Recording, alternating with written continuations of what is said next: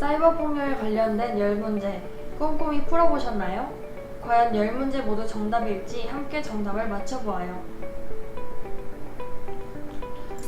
첫 번째 문제, 사이버상에서 일어나는 욕설, 비하, 거짓 및 비방을 유포는 사이버 폭력의 유형 중에 어떤 것에 해당할까요의 정답은 사이버 언어폭력입니다.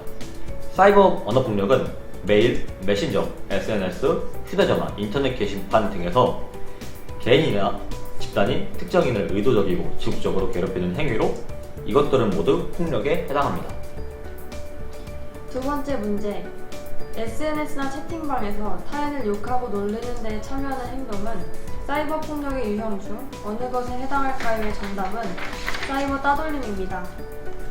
사이버 폭력의 유형에는 사이버 따돌림 외에도 대표적으로 사이버 명예훼손, 사이버 성폭력, 사이버 스토킹, 신상정보 유출, 사이버 언어폭력 등이 있습니다. 세 번째 문제, 휴대폰이나 SNS 등을 활용해 특정 대상을 지속적이고 반복적으로 괴롭히는 행위는 무엇일까요?의 정답은 사이버 불링입니다. 사이버 불링은 시공간의 제약이 없다는 게 가장 큰 특징입니다. 인터넷 접속은 언제 어디서든 가능하기에 피해 학생들은 24시간 폭력에 노출되어 있기 때문에 매우 심각한 문제라는 것을 인식해야 합니다.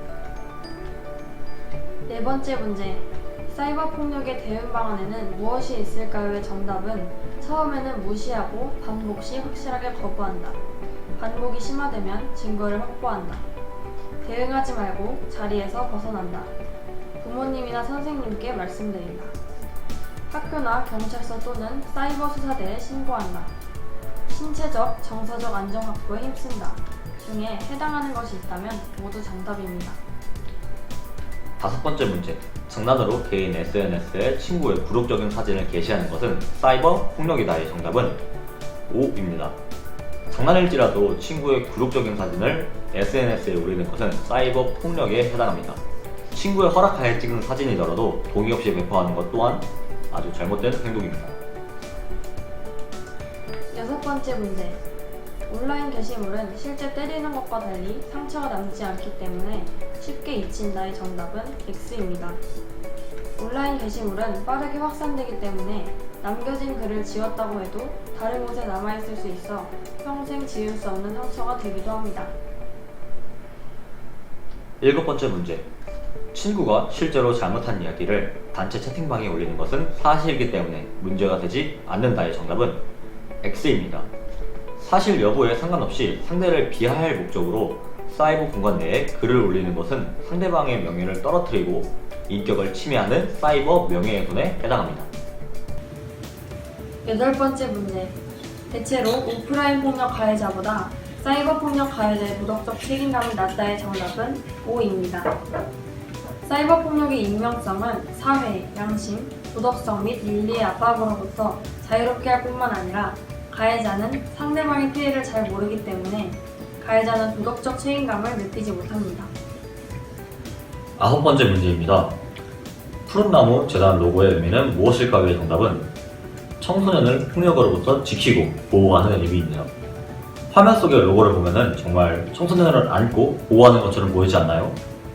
청색은 청소년을, 보라색은 청소년을 선도하는 어른의 모습을, 녹색은 사랑을 나타내는니다.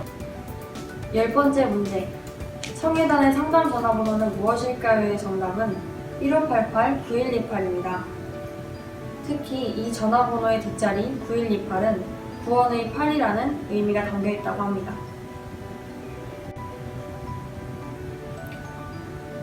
이제 모든 퀴즈에 대한 정답과 정답에 대한 설명이 끝났습니다. SNS가 발달한 요즘 사이버 폭력은 가해 행위의 집단성과 빠른 전파성, 그리고 시공간의 제약이 없는 가해, 죄책감 인식 부족 등의 문제로 심각하게 받아들여져야 하지만 신체적인 폭력에 비해 그 피해가 눈에 보이지 않아서 대부분의 사람은 대수롭지 않게 느낍니다.